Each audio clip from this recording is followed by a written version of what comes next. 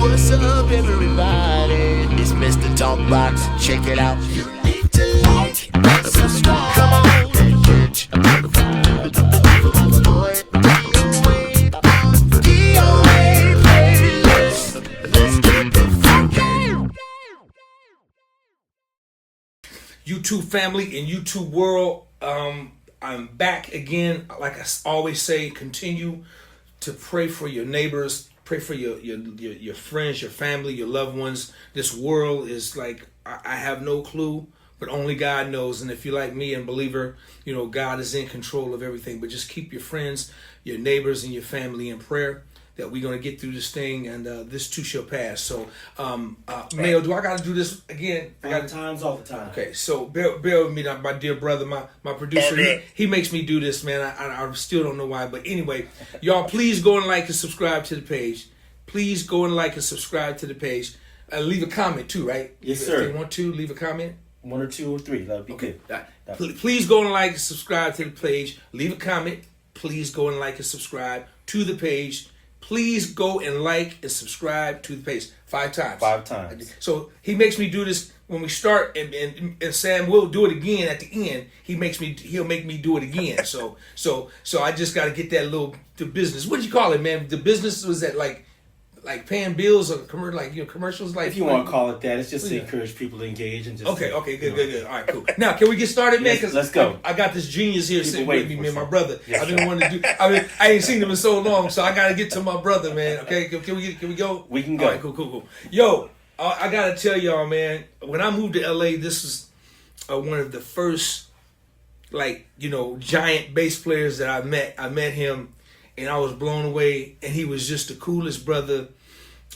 He treated me with just so much kindness and respect, and I'll never forget that. He's one of ones. I mean, I met people like Sekou Bunch, Melvin Davis, all these giant bass players, and I met this brother right here, and he just was, first of all, he was phenomenal, still is, one of the greatest bass players just walking the planet Earth, not Earth, but Earth with an F. He's just an unbelievable bass player, but more than that, just an unbelievable great person. I want y'all to say what's up to my brother, the one and the only Mr. Sam. Sam, oh, what's up? What's up? Thank you very much. Feeling's mutual, my brother. Future's feeling is mutual. Sam, listen, man, brother, I'm so glad you're here, man, and I appreciate you taking out some time to come hang out with me, man, and have a conversation, man. It's been a long time since we actually seen each other, but but dude, you've always been one of my favorites, and not just one of my favorite bass players, but man, one of my favorite people, man. And that's what I try to do with my podcast, man. My goal is to just have a conversation with just all my most favorite people, in the world, people that I met, cool. and new people as well. But Sam, man, how you doing, big bro? Man, I'm doing great. Just trying to, like you said earlier, man, just trying to relax in the craziness that's going on in the world today. But I believe in prayer, and I do believe that God is in control, and I'm not going to worry about it. So it is what it is. But otherwise, I'm doing great. Still, trying to stay in this crazy game of ours, and trying to stay relevant, Yeah, it's changing, man. It's different now, man. Completely. It's different. Hey, man, everybody's a songwriter right now, thanks to Suno, man. Everybody can write songs, man, and produce music. My phone don't ring hardly no more, man. It's getting, my phone getting quiet. I know. I've done a few things over the last year. We're recording, basically replaying what AI has already created. I've been doing a lot of that, and this promoter friend of mine has been calling me every other day with a new song. Well, that's good. That's good. At least they keeping it real. At least they recreating it. You know what I'm saying? So that's all good, man. Sam, man. So let's get into it, man. So when did it all start with you, man? Did you start on bass guitar, or did you start on drums, or where did it start with you, man? Yeah, I started on drums probably 7, 8 years old. And then I went to guitar from there. And I guess I was about 11 at that point. I started playing guitar. I got my parents were like, man, that boy's making too much noise down there with them drums. I found I had some. It was like a play set, so by the time I put a hole in it, in the drum head, but they hauled them things off in the trash. So they were gone. So, they got me a guitar, and for some reason I kept gravitating towards the bass line. So I kept playing the bass lines on guitar. I could play some guitar, but I kept gravitating towards the bass line. That's what I kept hearing. So finally, I had a neighbor maybe a half a mile around the corner. I went over to his house, and he said, "Man, you playing the wrong instrument. You need to go get you a bass." So that's kind of how it all started. I mean, probably around age 12 for Christmas, I asked my mom for a bass, and that's what I got. So that's kind of where it started for me. So you got the bass guitar. Did you now? Did you, like a lot of brothers, did you start playing in the church, or where did you start playing at, Sam? How did it happen for you? I was just learning records, to be honest with you. I wasn't playing in church. My grandmother played in church every Sunday, played piano, organ. And, but for me, it all started for me just listening to records. Once I got the bass, then I was listening to, all the greats, Isaac Hayes and, Earth, Wind and Fires, all that stuff, the Jacksons, anything that was R&B back in that day, that's what I was listening to, just trying to. Because if you go back to the 70s, man, that was the greatest time for me for bass players. Everybody was playing live. Everything was, it was live. Some of it was even live, straight down, one take. But that's kind of where I learned how to play. Just listening to records. Got you. Now, before that, I was my mom had put me in this thing called the Chattanooga Boys Choir. For those of you who don't know, I'm from Chattanooga, Tennessee. And so she put me, I was in that starting around 6 years old. So they teach you how to read. They teach you, vocal things. So we were touring around in the summer playing these, bunch of, orchestral like vocal pieces and stuff like that. So that's kind of where it started for me. So I kind of had some knowledge of music. But it wasn't until later till I really got deep into it. Got you. So when did you get deep into it? So you're from Tennessee? Did you spend all your time in Tennessee, or did you relocate? Did you go to school? Did you go to college? Or when did it start to really kind of come together for you as a bass player? Probably high school. At that time, the Brothers Johnson was hitting pretty hard. Yeah. Larry Graham and Bootsy and all these guys, it was just so much to learn, and they were all different, which I love. So I just tried to grab what I can from all of them, honestly, what I could from all of them. And so by the time I got to college, I'm pretty much who I am now at that point. I went through a fusion era once I got to college, because these guys were all into the jazz fusion thing back at that time. So I kind of dove into that era for a little while. And that was all new to me, because basically I've been playing just funk and rock and stuff up until that point, So at that point I moved to Atlanta to go to college. Okay. Somewhere else. Okay. So you moved to Atlanta. Now, have you been there ever since? Because you're still there now. Have you been there ever since? No. Well, when I got out of college, I played maybe a year and a half, 2 years around town, just 5 days a week. Okay. Hitting. That's kind of where I, get your chops up, and then I kind of realized I could make a living at this. It was a low living, small living at that point, but it was enough to, pay. I didn't have any bills. I had rent, right, utilities and stuff like that. So that was fun. I could, make $300, $350 a week, and I'm cool, Right. So after about a year and a half, I was talking to Sonny Emery, good friend of mine, drummer. He had just moved to LA. We were actually rooming together during that time. So he moved to LA, and I said, "Man, I'm thinking about that." And he said, "Man, the only difference between you and the people out here is that they're here. So you play just as good as everybody else. You just have to be here, basically." So, man, January.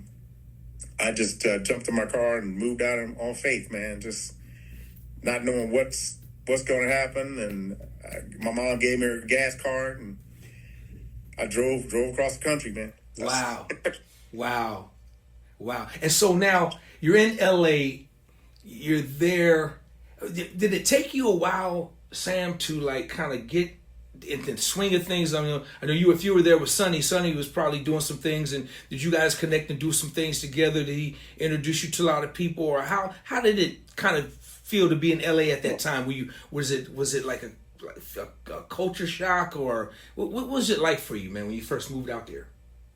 Well, I was so excited, man, just to have an opportunity to basically change my environment. I knew I was going to learn from the best, because a lot of them were out in LA at that time, and like a lot of people in the world, they moved to LA trying to, just to get that shot or whatever. So, what happened for me, Ndugu Chancellor was having auditions. He needed a bass player, and that's the reason I had to be there in January. That I think we'll say '87, around that time. And so I auditioned for Ndugu. Sonny was playing drums. He told me about the audition, so I went out and auditioned and got the gig. So Ndugu would be basically playing around. He's coming off Michael Jackson, Billie Jean too. So he's hotter than hot as a musician. So every time he would play, we play like Marley Gibbs' place. I can't remember the name of it now. And just a few places around town, and every time he would play, everybody would come out. Gerald Albright's, Anita Baker's band. That's where I met Donnell, Spencer, and Manyongo. Just a lot of cats from LA would come out because Ndugu was playing. And then, of course, thank God for me, it's a new face in town, new player. Who's that? Who's that? And it's kind of how it works, man. It's just a word of mouth and kind of developing a good reputation, I should say, because I was just young and hungry. So the audition for Ndugu's band? When you did the audition, was for his band? Yeah. Okay, cool. Yeah. And he didn't work that much, trust me. I mean, I want to say I was starving, but it was pretty tough, man. Those first, let's say, 5 or 6 months. Got you. Not really knowing anybody but the people in his band, so I would hang out, go see Ndugu a lot, and talk to him, just trying to get some valuable information on what it takes to really make this thing work. So, but he didn't work that much. So yeah, I'd have to call home every now and then. I think I came back just to do a gig so I could make some money for about a month. And then went back to LA. Got you. So it was stuff like that. It wasn't like I just got to LA and bam.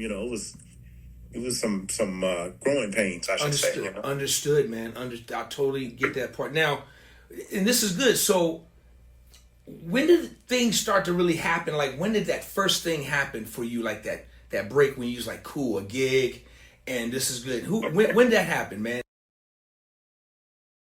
Well, I think I met a guy named Brian Simpson.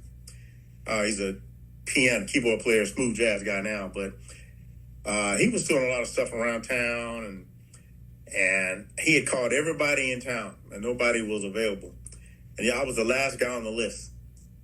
Now, I'm just sitting in the apartment practicing every day because I got no gig, no money, no nothing. And so he calls me, and I go do the gig, and he's like, "Man, you might be one of the best ones I called. I'm glad I called you." Like that kind of thing. Because it was just, I always give it to God, man, because, right at that right moment, I meet somebody. Ndugu was probably the first one because I got a chance to meet a lot of people, and a lot of people saw me play. And then Brian, as far as, he called me to kind of play around town. The same kind of thing. Once he was kind of established as far as playing around town. So every time I would play with him, and then it just kind of started growing for me. Other people would start calling me Norman Brown, who wasn't Norman. He was just Norman at that time. Boney James, who's basically Jim at that time. He wouldn't Boney at that time. It was Jim. No, we were all just trying to get on. Yeah. So we just playing around town, and one thing leads to another, and basically I started making a living just playing around town, which was awesome for me. So after a while, these guys started doing auditions. Like I played at Norman's showcase for a record deal at Mojazz. So he got his deal. That's kind of how it all happened. Same with Boney.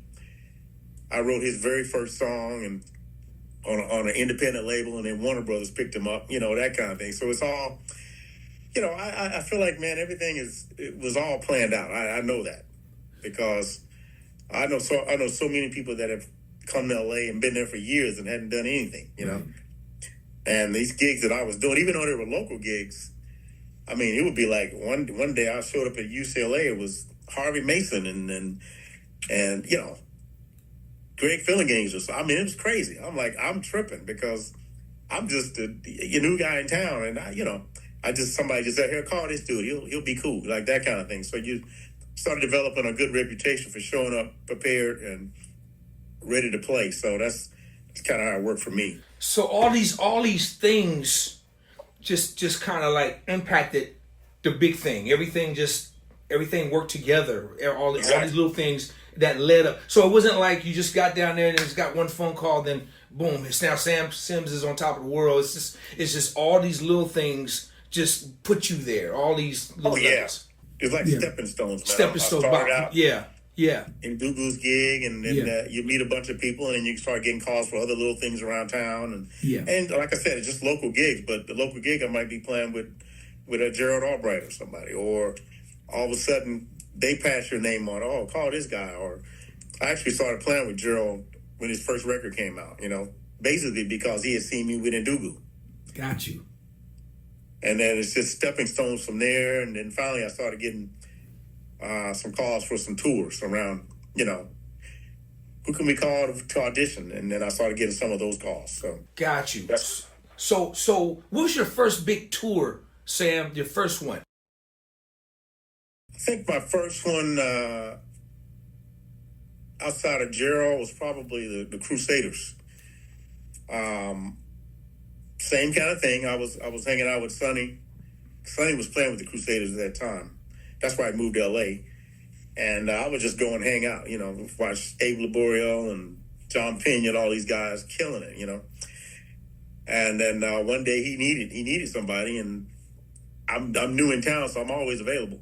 Right. So I ended up, I think that was probably the first.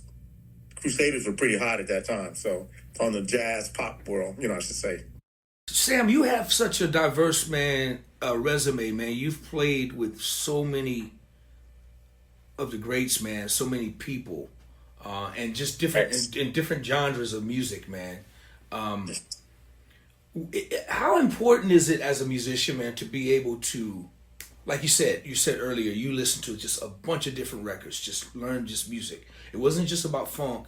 You learned everything. How important is it to listen to and learn different genres of music? Because had you not had that, you would have had to turn a lot of work down. Because man, you've done it all. So how important was that to you to be able to make sure you were prepared and just in case them calls came? It's very important, and I have to think. When you're playing a local gig around town here at that time, I mean, we had to play everything. We would we played from, I think it was 8:30 to 2:30 on the weekends. I think 8:30 to 1:30 during the week. But the first set is like a dinner set, so we're just playing straight ahead jazz, and then the second set we might play a little more Grover Washington or some more funkier jazz stuff. By the end of the night, we playing funk, R&B, pop stuff, Right. So that was a really important stepping stone for me, because as you learn these songs, you're actually developing, styles about how to play different genres. So I think it's very important because, thank God for that, because I feel like I can walk in any situation and play the music or best that I can for the most part, That's awesome. That's awesome, man. That's I try to tell a lot of the some of the younger generation the importance of that. Just being prepared. Even as songwriters, and just if you just want to do hip hop and that's what you do, that's fine. If you want to do gospel, that's what you do. That's fine. But I think it's important to be able to try to do it all as much as you can, so that way you when you answer your phone, you can answer the call and to get the job done.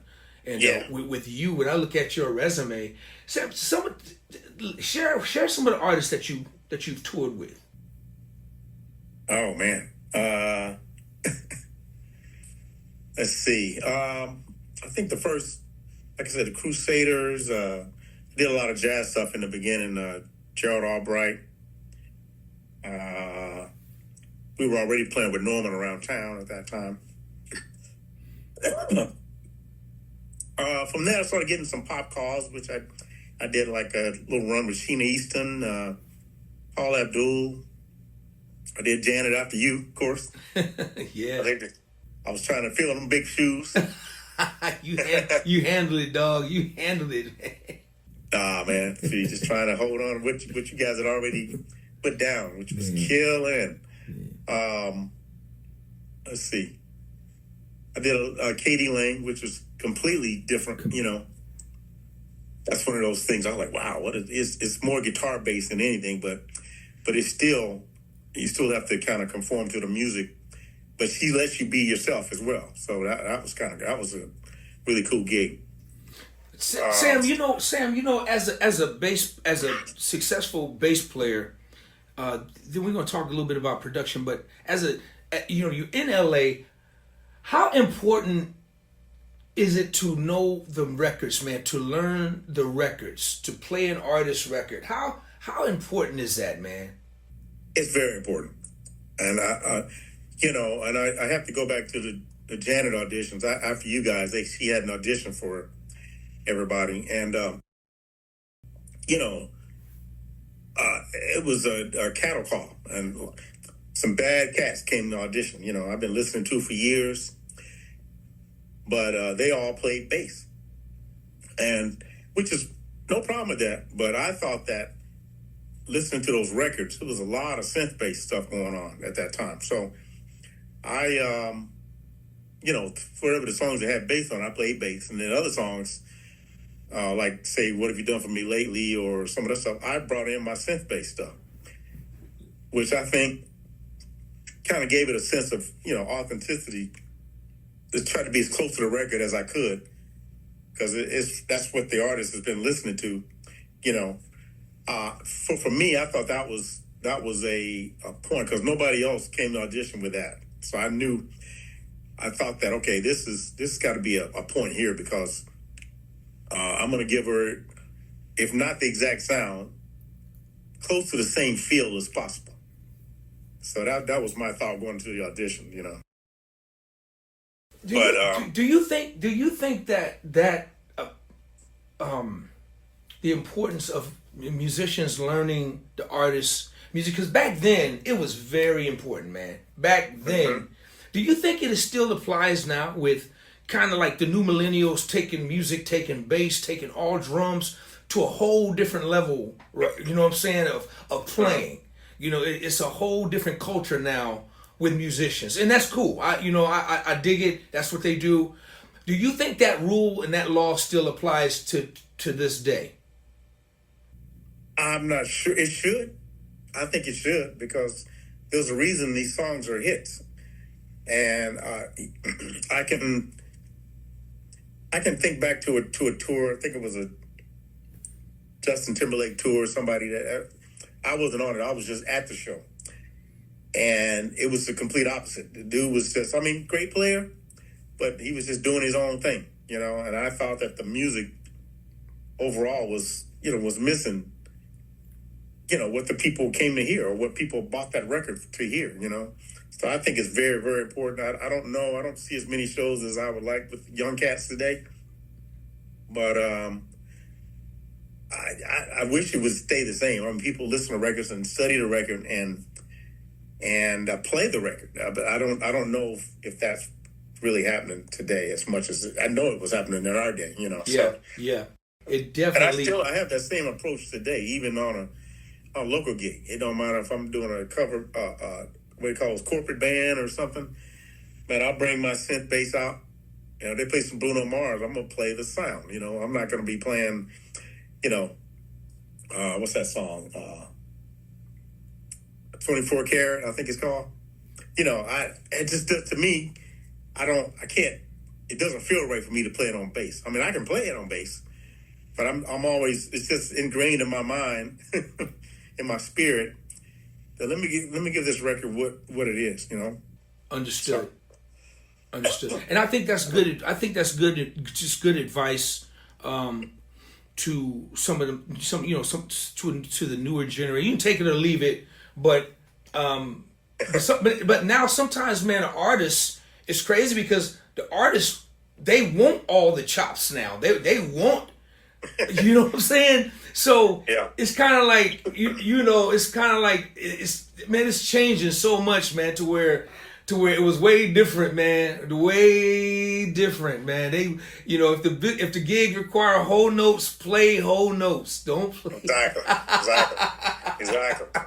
But you're right. Yeah, nowadays you're right. I know some artists like that too. Yeah. They don't want to play the record. They want to play a bunch of other stuff. Right. You're right, to bring energy. Sam, man. So let's talk about production, man. You've been a part of when did you get into producing and songwriting? Probably around the time we met. We were hanging out in the studio a lot when Chucky and you guys were working, and we had gotten a little production deal, me and Donnell, with Capitol. So we were doing some stuff for them, and that's right. So we were at Air LA all the time, studying Chucky, of course, and learning, and so we started writing and producing. Then I don't know if you know a guy named Jimmy B. He was a manager. He had a couple group controllers and stuff like that. Okay. Older cat. He was like an old promotional guy, but real cool. He loved us. So every time something would come up, he would call us. I need a tune for this, y'all. I need a tune for that, that kind of thing. So we got into it. We never really had the success I thought we should have had, but it was a great learning experience, and we were able to make some records and cut at Air LA with Craig Burbridge and Chucky and all these guys. And I mean, it was great experience. So I would say we started probably the early 90s or something like that, Yeah, that was a great time, man. Air LA was just Craig Burbridge, Rob Shirelli, all those guys, man. It was just a great time, man. That was and Donnell, man, he's a writing son of a gun, man. That dude is he's so cold, man. That was a great time, man. That really was. Now, how far did you take it? Because I know you still writing and working on stuff even right now, correct? Mm-hmm. Now, did you? Is there a Sam Sims solo album out anywhere? I did a little EP maybe during COVID. Okay. I wanted to, nobody was working, so I figured this is a good time to kind of put a little record together. So, yeah, it's out there in all your digital formats. What's it called, bro? Here. What's it called? The record, my single was called Q. And it's an Old Brothers Johnson remake. I don't know if you remember that. I do. And that was a single that did all right. Went to, I think, the number 21 on the charts. But I was doing it myself, and I didn't really know the radio game. So half the stations were playing it, and the other half was waiting. And then by the time the other half started playing it, it was coming down off the other half. So I just didn't know the game well enough to really take it all the way up to the top. But I thought it was a great record, and I have a new one out now. The album is called All of Me, so you can find that anywhere. And a new single out is called Pulse. I did with Boney, and that came out maybe last April. Okay, cool. 25. So this is a new single, not from the EP, right? Okay, so right. The EP had like what, 7 songs, 6 songs? Maybe, yeah, 7 or 8 something. It's called All of Me? All of Me. All of Me. Okay, I'll definitely want to make sure I check that out, man. I definitely want to check. Cool. And you produced it? Yeah. Okay. Let me know what you think. Anybody else you working with production-wise right now, bro? No, not really. After I did the single with Boney, to be honest, man, I got a little, I won't say disgruntled, but because I spent money on a promoter to kind of help carry the song on or introduce the song, get the song out there. So back in the fall, I was doing some dates with Kirk Whalum, and I'm running into some of these same radio people and program directors, and they're like, "Man, we didn't know you had a song out," that kind of thing. Wow. So I just kind of put the brakes on at that point, so I can just figure out who I can trust, who I can deal with, that's gonna basically do what they say they're gonna do. Because I understand it's the music business, man, and it's a lot of talkers out there. So I'm about 5 songs into a new project. I just kind of put the brakes on, until I can figure out who I can really trust to make this thing happen, or at least give me a shot. You know what I mean? But I don't want to be, nobody wants to spend money and then not get any results. Yeah, so I understand. I understand that. I understand that part so deeply, man. Because you got a lot of, you got a lot of them out there, man, that just talk and just take your money and don't, you see no results, and and, right. Yeah, and they steady digging, man. They milking you like a parking meter, man. We need another this. We need, yeah, So yeah, man. I totally understand that. And the radio guys are like, "Man, we love this song. Where is it? What's that?" Wow. So at that point, I was already maybe 5 or 6 months into it. Wow.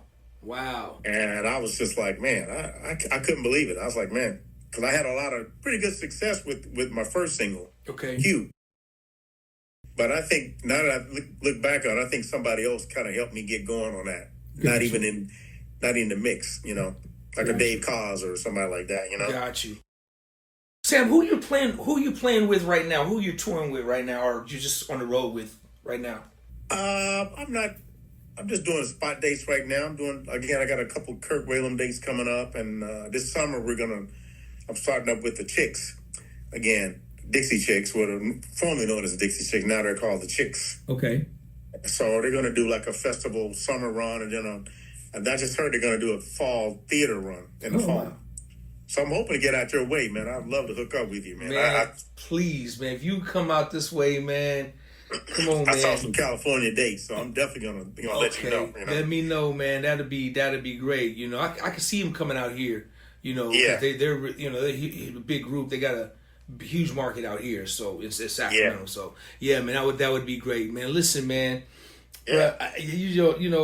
Like I said, man, I really appreciate you, man, so much, man, and your spirit, man, your greatness as a bass player, man, your greatness, man. You're the first person I've ever, other than Stanley Clarke, though, you're the first person I saw playing Olympic bass, man, and it sounds so good in that club, man. I can't remember what club, but I was hanging out with Mike Norfleet, and I think he was playing with y'all. And, man, bro, I was like, man, whoever this dude is, I think I'm moving back to Sacramento, man. I'm like, you gotta be this good, really? Man, dude, I didn't see anything like that, man. You were just phenomenal player. I appreciate it. I feel the same way about you, man.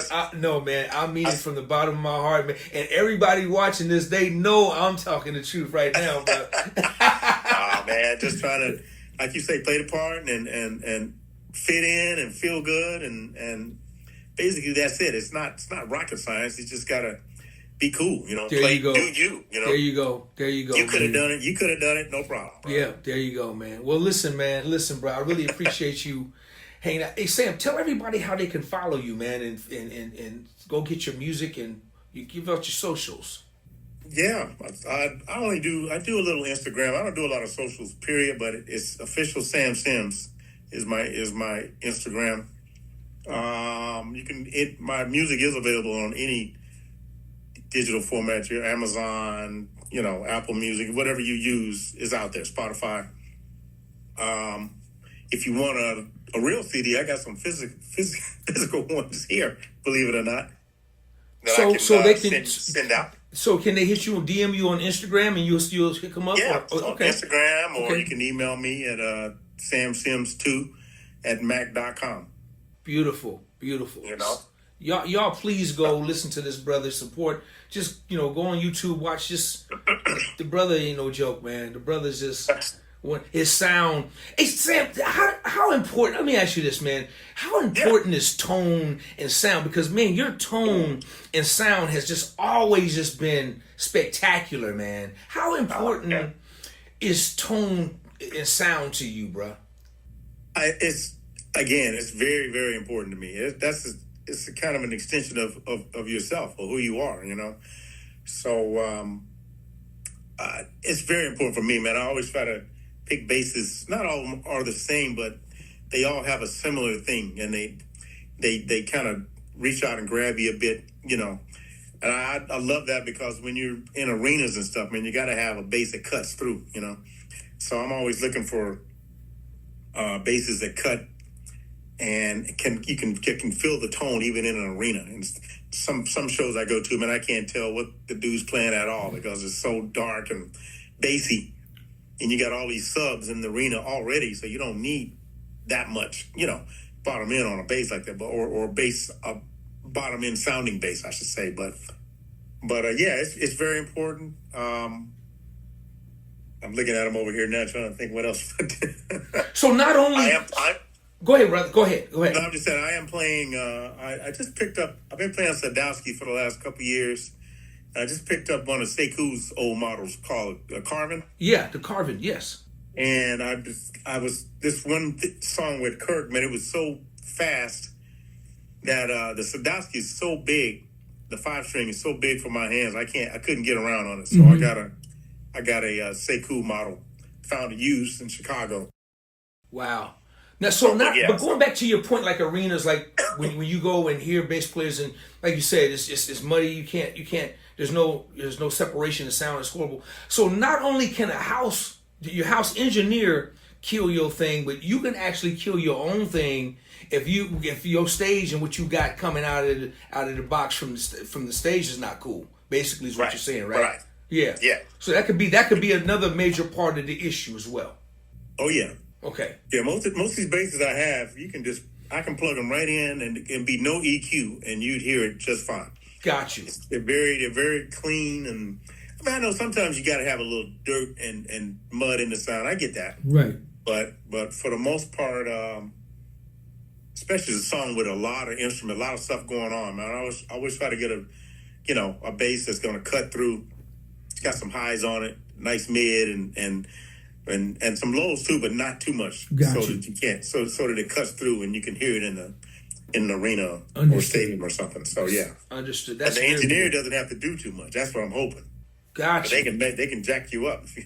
Yeah, got you. So they just plug in, just give you some volume and maybe just cut whatever. Yeah, they might tweak a little bit. Everybody's got a different ear. Yeah, but they got a clean sound. They got something to work with. Got you. Understood. Hey man, do you still got the Olympic bass? I think I asked you before. I do. You still got it. Now, do you still take it out? You got it. Is it by you right now? Is it close by you right now? Yeah. Man, let me see it, please, man. This is the bass where I first saw Sam Sims. He's playing that bass right there. That's the sport. Is that the spoiler? Yeah. Man, I got one, Sam. I got one just like it. Man, that's the first bass I saw this dude playing. He was killing. Oh my goodness. And it still looks like it's in beautiful condition, man. Oh yeah. No, I don't really take it out anymore. I do use it in the studio. Got you. And what happened, I had gotten my bass stolen right when I got out of college and out of my apartment. I think when I moved in this apartment, this is after Sonny moved to LA, I got an apartment on my own, and this guy used to live in the apartment. They never changed the locks. I came home one day and all my stuff was gone. Wow. My little studio, I had a BC Rich at that time. Okay. So I went to the music store, and this was hanging up on the wall, bro, and I just pulled it down. An $800 bass, man. Wow. It's one of the best sounding basses I've ever had. Wow. Now it's got to be worth a lot of money now. What year is that? What year is that one? It's probably an I'd say 84. Okay. 85. Okay. Sorry, I'm going to turn that off. It's all 84, good. 85. Yeah, man, that thing sounds incredible. The world, but it's not just that thing. It's that dude holding it though, man. It's them hands, Well, man. Hey, it's them dudes. Hey, Sam, put your hands up so the world can just see your hands like that. And see, that's where it is right there. Hey, we got to do something together. Man, I would love to, man. Yeah, that's why I had to hit you up, man. You was killing me so bad. I was like, ooh. I would love to, man. I gotta hit this dude up. Bro, I'll be honored, man. Anytime, man. I would love to. I'd love to. Definitely. Let's do it. Hey, man, So much dude, fun. man, I really appreciate you, man, taking time out, having a conversation with me, man. Thanks for having me, man. this means the Always. world to me, Anytime, man. anything you need, just Right let on, me know. man. You know? Same here. So, Mel, do I got to do the same thing going out? 5 times all the time. But before I do that, I got to address the crowd again and just say, hey, continue to pray for this world, y'all. Pray for your friends, your neighbors, your brothers and your sisters, and because we are living in a trying time, and only God knows what the future holds, and we gonna get through this, y'all. Just stay positive and stay prayed up. Stay prayed up. All right, so this time, Sam, I got me some help. Mel, I got my brother gonna help me out. Yes, right? sir. So Sam, we're gonna do some improv. We ain't even gonna practice, Mel. Watch this. Sam, when I call you, you gonna know exactly what to do. All right, so just be ready. All right. Okay. Y'all, please go and like and subscribe to the page. Please go and like and subscribe to the page. Please go and like and subscribe to the page. Please go and like and subscribe to the page. I got one more time, Mel, right? Yes, watch this. Sam, hit it for me, big dog. What's that? Hit it for me, man. Please go and subscribe to the page. Please go and subscribe to the page. Hey, Sam, me and you should go on tour, man. Forget the chicks, man. Let's just me and you pack up some bases and let's roll, man. That was too good. That was too good, man. Let's do it. We can put something together. I'm sure we can. Let's do it, man. Let's do it. Hey, man, brother. Listen, man. I got so much love and respect for you, man. It's not even funny. And I really appreciate you, man. And once again, man, I thank you, man. I thank you for taking time out just to hang with me, man, for sure. Oh, man. I enjoyed it. Right on, man. I'd love to do it again. Let me know, man. Absolutely. Anything you need, I'm here. Absolutely, man. Y'all, show your love for this beautiful, amazing genius on bass, my big brother, man, the one, the only, Mr. Sam Sims. Man, Sam, thank All you. right. Man. Woo. Thanks for having me, y'all. DOA playlist. Let's get the funk out.